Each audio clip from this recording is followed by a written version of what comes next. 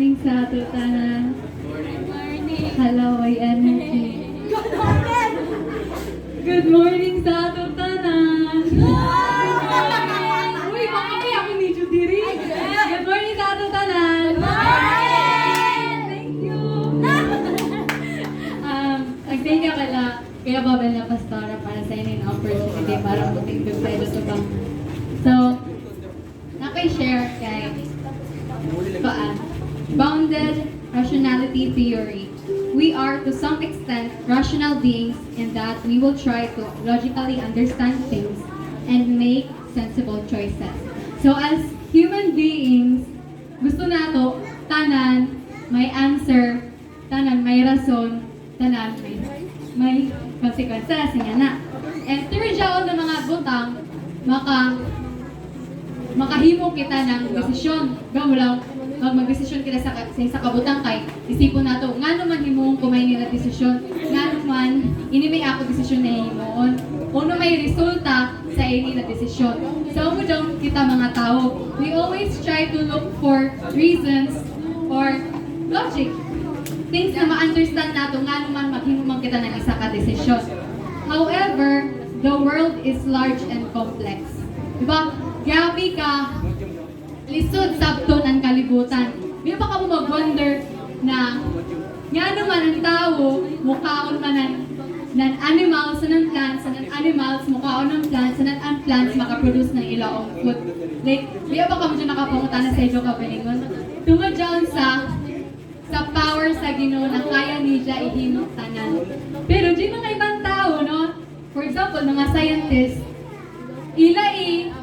i-insist na dya ay logical explanation sa dyaw ng mga butang. Pero mukhang apgyapon sila sa conclusion na dya ay supreme being sa dyaw ng mga butang. Kaya dili mamaporma ang life kung wayay life, diba, in the first place. So dya ay gajay Ginoo na naghimo sa ato tanan. Dili coincidence ang tanan na itabo. Kaya tungod dyaon sa kamay ng Ginoo, nakaplano na sa ida kamay. Harder problems require more thinking. So, paglisod na ng mga desisyon, hamok na mga pag-isipon, like kung saan man ako ini, ano may mga consequences, ano may reason nga naman ingani man na ako yung desisyon niya na.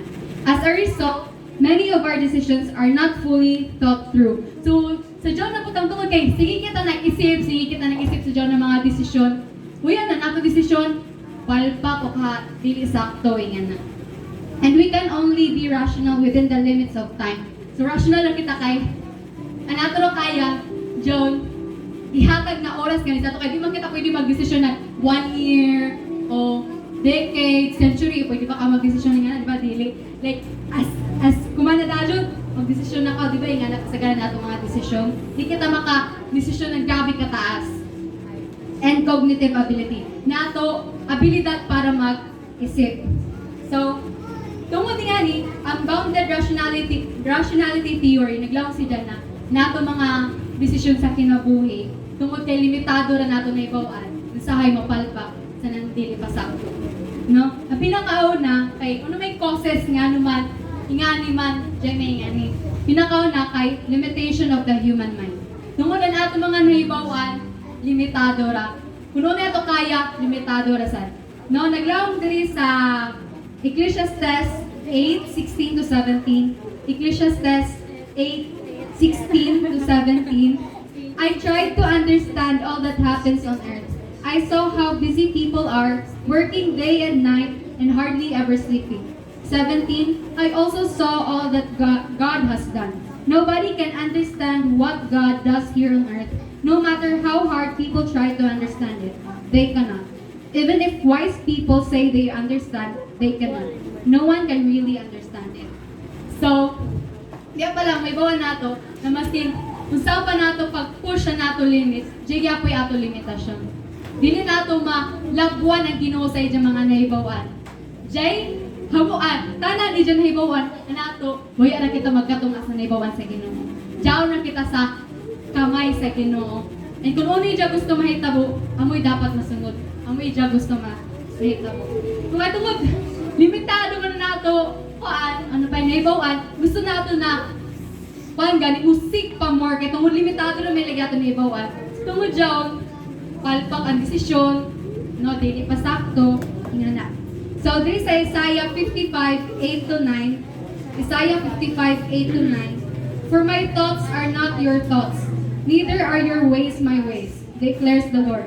For as the heavens are higher than the earth, so are my ways are higher than your ways, and my thoughts than your thoughts. So, di na ito nataglaw na sa ato ng Ginoo, na no matter how nato pag-look for answers sa mga butang, o pag-isip rationally, kung pa nato pag-desisyon, ang ato gadyo kaya, kay limitado ra, ang ato mahimo, limitado ra. So, dili dapat nato labuan ng Ginoo. No? Ani ka second na reason, nga naman, makadesisyon kita, nang dili sakto, dili sulit, ingana, no? Mag-regret pa kita, nga naman, tag-desisyon nato dyan. Okay, the structure within which the mind operates. So, how man naman tama na nato abilidad o ang ato koto. First, kay magdesisyon kita based on logic, kung ano ba'y rason, kung ano may consequences sa inyo na butang. Second, rationality, ang mudyan na nato kakayahan para mag-understand ng mga butang. Sunod kay evidences, di ba? Di ba kita mga tao, di ba mula kita na hatagi ako binan proof na mo dyan. Di ba nga na kita mga tao, gusto nato pakitaan nato ang evidence and what we see, no? Pero kita mga Christians, we live by faith, not by sight, no? So because of this, we tend to make decisions that are not fully thought through. So may solusyon. Diba? Makaisip ka mo sa nga naman na ako desisyon, Lord, nga naman, Lord, yan na kasabot, Lord, sa ako desisyon, nga na, no? God is telling us to, okay, o kabunata to ilapot sa tuwas. Dili to, no? Pero ang gusto ipakan sa ato ng Ginoo na let our faith in Him decide. Dili na ato rationality. Kaya tungod ang ato maisip, na ato rason, limitado ra, dili na ato kaya mag-grasp ang knowledge sa Ginoo. No, down din sa Proverbs 3:5-6.